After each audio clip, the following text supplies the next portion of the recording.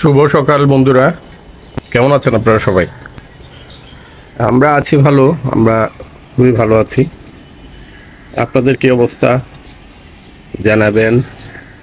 আপনাদের জানাই, ওই দিন একটা আগের ভিডিওতে আপনাদেরকে দেখিয়েছিলাম আমি ছাদে ছাদ বাগান করেছিলাম, মানে শীতকালীন সবজির যে বীজ বপন করেছিলাম, ওইটা মাশাআল্লাহ আল্লাহর রহমতে একদম চারা গজিয়েছে দুটা থেকে, মানে সিমের যেগুলো করেছি সিমগুলো চারা গজিয়েছে। চলেন আপনাদেরকে দেখাই। এই যে দেখেন, এইটাতে উঠেছে একটা, দুইটা, তিনটা, চারটা, পাঁচটা, ছয়টা, সাতটা। আর এটাতে উঠেছে একটা, দুইটা, তিনটা, চারটা, পাঁচটা, ছয়টা, সাতটা, আটটা, নয়টা। সুন্দর মাশাল্লাহ, আল্লাহর কি রহমত। এখনো এই কি বলে, করলা গাছের চারা এখনো ওঠেনি। করলা গাছের চারা মনে হয় একটু সময় লাগে, মনে হয় 3-4 দিন বা 4-5 দিন একটু সময় লাগে, ওইটা এখনো ওঠেনি। আর ক্যাপসিকামে নতুন করে ফুল গজাচ্ছে, ফুল আসছে। এই যে ক্যাপসিকামের ফুল একটু গোড়ার দিকে এসছে। আমি এই কিছুক্ষণ আগে ঘুম থেকে উঠলাম, ঘুম থেকে উঠে তমা চলে গেছে। এর মধ্যে মনে হয় বুয়া এসে বাসার কাজটা তো করে দিয়ে চলে গেছে, আমি টের পাইনি, ঘুমিয়েছিলাম। কালকে রাত্রে অনেক রাতে ঘুমিয়েছি, প্রায় 3টা, 3:30টার দিকে তো ঘুমাতে এসছি, কিন্তু ঘুমোচ্ছিল না। পরে একটু বৃষ্টি টিষ্টি হয়েছে, তারপরে গিয়ে আমার চোখ লেগে এসেছিলো। তো সকালবেলা টের পাইনি তমা কখন চলে গেছে, বুয়া কখন এসছে তাও টের পাইনি। এই যে মাত্র কিছুক্ষণ আগেই উঠলাম, উঠে বারান্দায় গেলাম, গিয়ে দেখি কি সুন্দর মাশাআল্লাহ আমার ওই যে বারান্দার টবের মধ্যে যে এগুলো লাগিয়েছিলাম না, এই শিমের বীজ পুঁতেছিলাম, ওগুলো খুব সুন্দর মাশাআল্লাহ হয়েছে। হ্যাঁ, ওই করলা এখনো ওঠেনি, হয়তো সময় লাগবে। করলার বীজ হয়তো উঠতে 6-7 দিন বা 8 দিন সময় নেয়, আমি জানি না, জানতে হবে, দেখতে হবে। তো যাই হোক, এখন উঠেছি ঘুম থেকে সকাল সকাল, মানে দুনিয়ার হচ্ছে তমা চলে গেছে অফিসে। তমা যখন অফিসে চলে যায় আমার তো কিছু করারই থাকে না। অবশ্য আজকে হসপিটালে যাব না, সকালে যাব হচ্ছে সন্ধ্যায়, সন্ধ্যায় যাব। আর সকালবেলা এক জায়গায় একটা অ্যাপয়েন্টমেন্ট ছিল, কিন্তু ওইটা ক্যান্সেল করেছি। আমার শরীরটা ভালো লাগছে না, শরীরটা ভালো লাগছে না বলতে হচ্ছে একটু দুর্বল লাগছে, প্লাস মানে ক্লান্তি বোধ হচ্ছে, খুব অবসন্ন মনে হচ্ছে নিজেকে, যে কারণে হচ্ছে যাব না।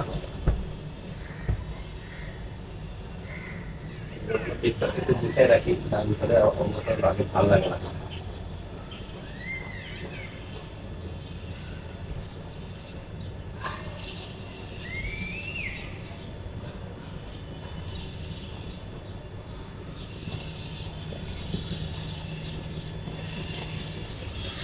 ঝকঝকে রোদ উঠেছে আজকে, মানে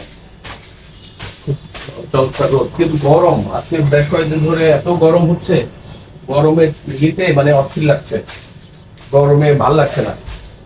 এটা কি শীতের আগমনীতে এত গরম হয় শরৎকালে, এটা তো জানতাম না। মানে শীতের আগমনীতে কি গরম হয়, গরম আর আগে কখনো কিন্তু দেখিনি। আগে একদমই মানে সেপ্টেম্বরের শেষের দিকে আপনার শীত পড়া শুরু হয়, কিন্তু ওয়েদারের যে কি হলো আল্লাহ জানে। মানে শীতকালে গরমের ফ্লেভার, গরমকালে শীতের ফ্লেভার, মানে বুঝতে পারছি না। যখন বৃষ্টি হওয়ার কথা তখন বৃষ্টি হচ্ছে না, আর যখন বৃষ্টি হবারই নেই তখন অযোধ্যারায় বৃষ্টি হচ্ছে। মানে কি হচ্ছে ওয়েদারের ছাই মাথা কিছুই বুঝছি না। আজকে কয়েকদিন ঢাকায় পানি খুব ডিস্টার্ব করছে, সব জায়গাতেই পানির সমস্যা, কেন বুঝতে পারছি না। আমাদের এই বাসাতে অবশ্য পানির সমস্যা নেই, কিন্তু ওই কালকে আমাদের কেয়ারটেকার যেটা বললো যে স্যার পানি খুব স্লো আসছে, 15-20 মিনিট পানি এসে তারপরে বন্ধ হয়ে যাচ্ছে। মানে আমাদের ওই নিচের সেপটিক ট্যাঙ্ক পানির যে ইয়েটা ওইটা একটু বড় আর কি, নিচের যে ট্যাঙ্কিটা এটা একটু বড়, যে কারণে হচ্ছে রক্ষে যে উপরের ট্যাঙ্কিটাও ভরে ফেলে, নিচের ট্যাঙ্কিটাও, দুটোই বড় বড় ট্যাঙ্কি। তো যে কারণে হচ্ছে যে আমাদের আপাতত আমরা এখন পর্যন্ত বুঝছি না, কিন্তু মাঝখানে একটু সমস্যা ছিল। এখন ঢাকা ওয়াসার লোকজনও অফিসে গিয়ে কমপ্লেন করে আসছে, ওদের মানে গা ছাড়া ভাব, যে মানে কাজ করতে হবে কি মানে দ্রুততম সময়ে মানুষকে সেবা দিতে হবে, এগুলো ভুলে গেছে। মানে কি চলছে দেশের মধ্যে একমাত্র তারাই ভালো বলতে পারবে, যারা দেশ চালাচ্ছে তারাই ভালো বলতে পারবে। মানে এটা কি হচ্ছে, মানে আমার মাথায় কিছু ঢুকছে না। হ্যাঁ, কি এটা কোনো ইয়ে হলো বলেন? এটা কোনো সিস্টেম? আপনার নাগরিক তার সুবিধা পাবে না, তারপরে হচ্ছে যে আমাকে কিন্তু ঠিকই কিন্তু মাসে মাসে পানির বিলও দিতে হচ্ছে, ঠিকই ঠিকই গ্যাসের বিলও দিতে হচ্ছে, কিন্তু কোনো কিছুই উপলব্ধ না। মানে এটা এক ধরনের জোচ্চুরি না জনগণের সাথে? দেখেন রোদের প্রখরতা দেখেন, মানে মনে হচ্ছে আপনার বারান্দায় এসে এক কাপ চা নিয়ে বসেছি, কিন্তু রোদের যে প্রখরতা, এই প্রখরতায় চোখই মেলা যাচ্ছে না, এত পরিমাণে গরম। এই গরমে মানে জনজীবন একদম হাঁসফাঁস হয়ে যাচ্ছে। আমি তো ঘুম থেকে উঠেই এত গরম লাগছে, মানে বুঝতে পারছি না। কালকে গাছে পানি দিয়েছি, এই জন্য আজকে বা গাছে পানি দিব না। আমি আবার প্রতিদিন দিই না, একদিন পর পর দিই। প্রতিদিন দিলে যেটা হয় সেটা হচ্ছে যে পানি যদি টবে জমে থাকে সেই ক্ষেত্রে আপনার এই যে মানে ডেঙ্গু মশা জন্ম হওয়ার সুযোগ হয়। তো যে কারণে আমি প্রতিদিন পানি না দিয়ে ওই একদিন পর পর দিই। এতে গাছও ভালো থাকে, টবও ভালো থাকে, প্লাস আপনার নিজেদেরও মানে ইয়ে হলো আর কি, স্বাস্থ্যের ঝুঁকিটা কমে গেল। কারণ চারদিকে যে হারে ডেঙ্গু হচ্ছে, ভয় লাগে। কি প্রচণ্ড রোদের তেজ!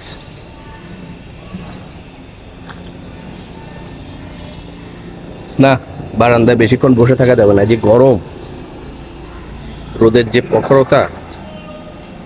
এই যে আপনারা অনেকে জিজ্ঞেস করেন যে রাতে কি করি, রাত জেগে। এই যে রাত জেগে কি করি দেখেন, এই যে ছোট ভাই হাফিজ বই দিয়েছে, আর ছোট ভাই আজিজ এই যে দেখেন বই দিয়ে গেছে। মানে এগুলো পড়ে সময় কাটাই, কি করব, পড়তে হয়। এইটা হচ্ছে যে আপনার ইউরোপিয়ান অ্যাসোসিয়েশন অফ ইউরোলজির একটা গাইডলাইন, লেটেস্ট গাইডলাইন 2024-এর। তো এইটা দিয়েছে, এই সাইক্রেটির উপরে ল্যান্সেটটা দিয়েছে। তারপরে হচ্ছে আপনার এই যে এটা আমেরিকান সোসাইটি অফ ইউরোলজির বা আমেরিকান ইউরোলজিক্যাল অ্যাসোসিয়েশনের আপনার গাইডলাইন্স অ্যাট এ গ্ল্যান্স, এটাও 2024-এর আপডেট। তো ওরা জানে যে আমি খুব পড়ি, যে কারণে হচ্ছে যে ওরা এসে খালি আমাকে বই দিবে স্যার। আর আমি বই পেলে তো আমার আর কিছু লাগে না, বই পাগল একটা মানুষ সবসময় ছিলাম। আর গত কয়েকদিনে আপনার ধরেন যে বইগুলো পেয়েছি, সেগুলো তো অনেকগুলো বই পেয়েছি। এই গত পরশু দিন এই যা ইয়ে দিয়েছে, এইটা সাইক্রিয়াট্রি ল্যান্সেট হচ্ছে এটা জুন ইস্যু। তারপরে এর আগে দিয়েছিল হচ্ছে আপনার এই যে মে ইস্যু, একসাথে দিয়েছে। আর নতুন করে এই যে আগস্ট ইস্যুর এইটা, এইটা হচ্ছে যে clinical journal of American society of নেফ্রোলজির আপনার এইটা দিয়েছে। তো এই বইগুলো আমার হচ্ছে কি, আমি একটা বই যখন পাই হাতের কাছে, যখন একটা বই আসে বা একটা বই যখন আমি হাতে পাই, ওইটা যতক্ষণ পর্যন্ত ওই বইটা শেষ না হবে ততক্ষণ পর্যন্ত আমার আর ঘুম শেষ, প্লাস হচ্ছে যে অন্যান্য কাজকর্মে প্রচুর ভাটা পড়ে। তো এই করি, মানে রাত্রে যে চেম্বার থেকে এসে খাওয়া দাওয়া করে তারপরে এই বই নিয়ে পড়তে বসি, পড়ি একটু করি টুটকাট, তারপরে হচ্ছে একটু সামান্য লেখালেখি করি। এই করে আমার সময় কাটে আর কি রাত্রেবেলা। তমা আসার সময় হয়ে গেছে। এই রাতে তমা মাংস রেঁধে রেখেছিল, এটা একটু গরম করে ফেলি, তাহলে ওর হচ্ছে এসেই খেতে পারবে। এই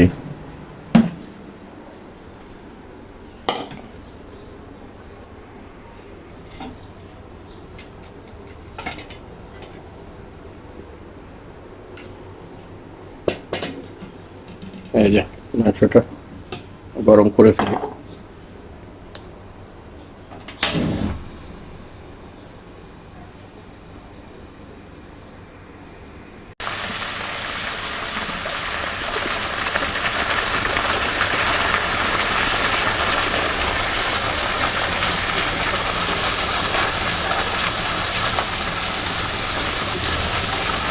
তোমার সময় পায় না, তো এই কারণে হচ্ছে ওই রাতের বেলা মানে করে প্রতি রাতে রাতে রাধেও।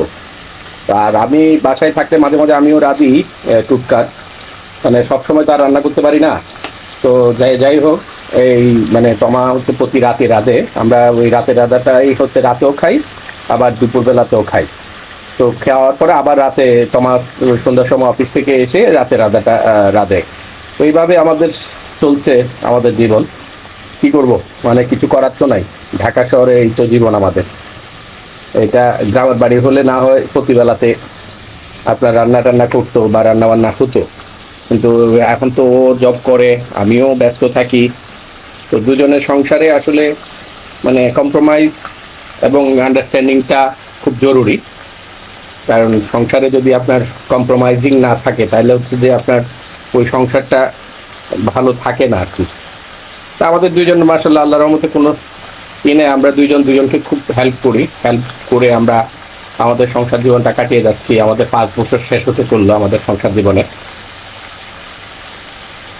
দোয়া করবেন আপনারা যাতে আমৃত্যু আমরা এভাবেই এই বোঝাপড়ার মধ্য দিয়ে চলে যেতে পারি আর কি। চিন্তা করছি এই দুইটা টবকে একটু এই কোণার দিকে দিব, তাহলে বেড়ে উঠতে সুবিধা হবে। এই গাছগুলোকে এদিকে নিয়ে এসে এই দুটা গাছকে ওইদিকে কোণায় দিব, তাহলে হচ্ছে যে দুটা গাছ সুন্দর করে উপরে বেড়ে উঠতে পারবে। এটা দেখি কিছুক্ষণ পরে এটাই করব, তো সেটেল করে দিব। তমা আসুক, তমা আসলে তারপরে এই করে দিব না। আমার জীবনটা হচ্ছে বইময় জীবন, বুঝছেন। ছোটবেলা থেকে আব্বা হচ্ছে বই পড়ার যে নেশা ধরিয়ে দিয়েছিল, ওই নেশা থেকে বের হয়ে উঠতে পারিনি।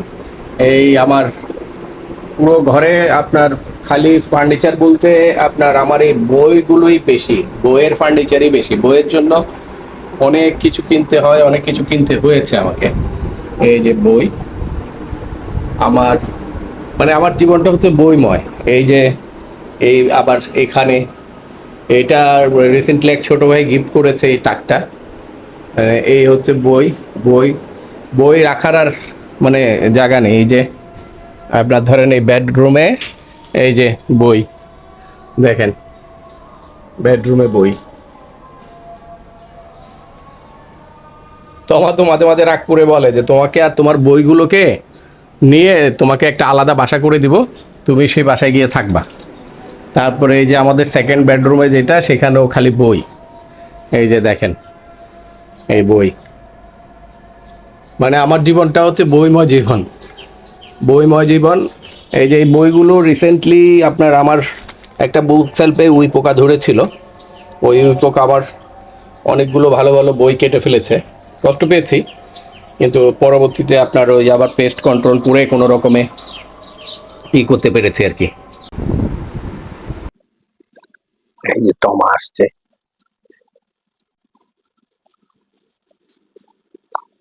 তমা উঠতেছে।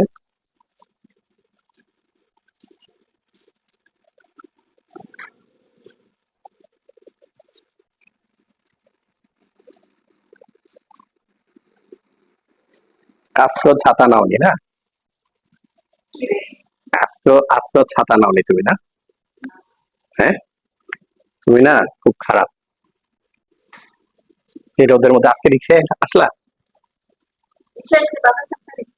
তো কি বাজার করলা? তাই আজকে সকালবেলা কি মানি ব্যাগ থেকে পিক পকেট করেছো 100 টাকা?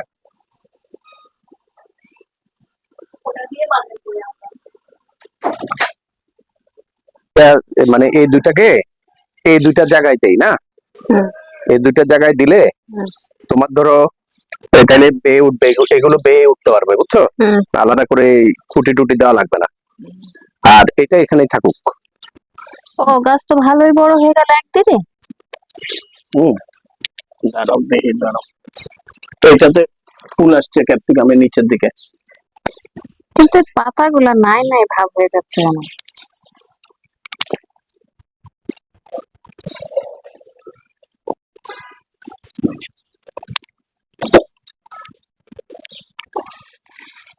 আজকে ভোর রাত্রে যে কি মেঘ ডেকে ডেকে বৃষ্টি আছে, তুমি শুনতে পাইছো?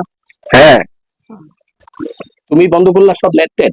হ্যাঁ, আমি তো উঠে কি বন্ধ কারণ নিচটা পরিষ্কার করা দরকার ছিল না।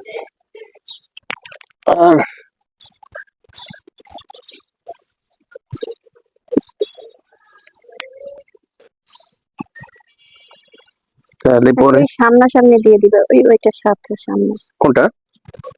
ছোট বড় ব্যাগটার সামনে দিয়ে দিবে, ওইটা এর সামনে দিবা। কোনটা? এটা একটা না না, ছোট ব্যাগটাই ওইটার সামনে। এখানে এখানে হ্যাঁ হ্যাঁ। না না না, এখানে দিলে পারবে না। ও এটা আচ্ছা, আপাতত দাও না, বড় যখন লতা হয়ে গেলে তখন অন্য দিক দিয়ে ইয়ে করে দেওয়া যাবে।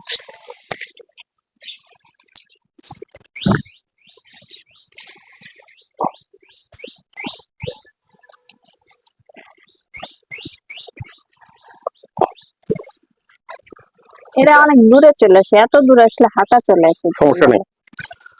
হলো, ভালোই হলো। কি গো, এখন ঠিক আছে না? দেখছো মোসাক ভাত তুমি আবার নোংরা করে। আচ্ছা, এটা হচ্ছে যে বারান্দা একটু ঝাড়ু দিয়ে দিলেই হবে। না না, এটা নষ্ট হবে না, এটা বরং ফ্রিজে রাখলে শক্ত হয়ে যাবে, বুঝছো? তাহলে এটা কোথায়, বাইরে থাকবে? এখানেই থাকুক, বাইরে থাকুক, সমস্যা নেই। আর তোমার হচ্ছে এই যে চিকেন পরোটা বিকেলে খাবা? জানি না, ভালো লাগলে খাবো।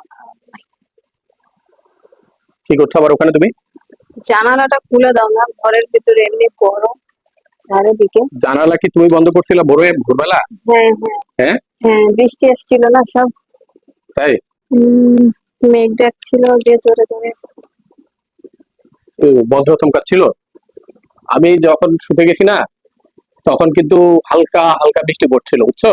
উম, আমি ভাবছি যে অত ভারী বর্ষণ হয়তো হবে না, হালকা হালকা হয়তো বৃষ্টি হবে, কিন্তু পরে ভালোই বৃষ্টি হলো দেখলাম। কি রে, ছবিগুলো কি তুমি উলট পালট করলে নাকি? না, ছবি যা আছে তাই। আর এই উলট পালট করবো কেন? আমার অনেক কিছু খাইতে ইচ্ছে করছে। কি কি বলো শুনি। Chinese item. হ্যাঁ, তারপর? আচ্ছা শুনো, শেওড়াপাড়ার আনোয়ারের দোকানের অপোজিটের দিক, এই দিক দিয়ে এদিক দিয়ে সবই বেকারি করেছে, এবং সব দোকানের ডিজাইন একরকম কিন্তু নাম আলাদা। আবার হচ্ছে যে এই আইটেম একই। দেখছো এতগুলা, এত চাহিদা এটা বেকারি। এটা হচ্ছে শোনো, যখন একটা নতুন ট্রেডিশন আসে, এটা বলে লাইভ বেকারি বলে, বুঝছো? মানে ইনস্ট্যান্টলি বানাই দেয়। তো এইটা এখন ট্রেডিশন শুরু হয়েছে, এখন ধরো সমানে ভেঙে ছাতার মধ্যে সবাই ব্যবসা করবে। এই সমস্ত যখন যেটার ব্যবসা ওঠে। কালকে আমি বার্গার একটা আনতে যাই, আমি বলছি এটা কি বড়, বলে জাম্বু বার্গার। তারপরে ওইখানটা একটা লোক দাঁড়ায় আছে, খাচ্ছে একটা প্যাটিস খেলো, চিকেন প্যাটিস খেলো, খাওয়ার পরে ওই যে ড্রাই বড় হলো যে তোমার এই ওইগুলা কি বলে, বাকরখানির মতোই কিন্তু বড় টাইপ। আচ্ছা দেখি ভাই এটা একটা দেন। ওই লোক ওখানে দাঁড়ায় মনে হয় কতগুলা জিনিস খাই ফেললো ওই নিজের। বাঙালি তো পেটুক। তাইলে তোমার বাপের সকালবেলা পরোটা চা খেয়ে পেটে গ্যাস হয়ে গেল। আমাদের এগুলো সহ্য হয় না, যে খুব গ্যাসের প্রবলেম। আমিও তো পরোটা খাইতে পারি না সকালে, দেখো না চাটা খাইলে আমার ওই গ্যাস ফোম করি, মাথা টাথা ঘুরায়। তোমাদের পেট এত পচা কেন? তোমার বুঝতে হবে আমরা রিচ, যেসব সবকিছু গোগ্রাসে গিলে এটা হজম আমরা করতে পারি না, আমরা অনেক লিমিটেড খাই, বেছে বেছে খাই, এবং কোনটা স্বাস্থ্যসম্মত সেটা খাই। হাসাইলা, পরোটা খেয়ে কারো পেট খারাপ হয় এটা আমি প্রথম শুনলাম। হ্যাঁ, গ্যাসের গেছে গেছে। এই তোমার ভাত বসাইছিলা? আহ, তুমি তো খালি এই এই জিনিসটাই মনে হয় একদম। হবেই এইটা। চুলাকে একদম বন্ধ করে দিলা? না, আসতে দিছি।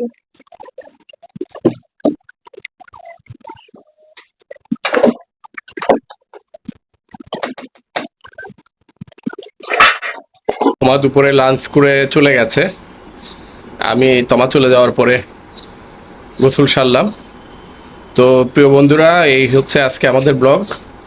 আমাদের সাথে থাকবেন, আমাদের পাশে থাকবেন, আর আপনাদের বন্ধু বান্ধবদেরকে দিয়ে আমার চ্যানেলটাকে সাবস্ক্রাইব করবেন। ধন্যবাদ।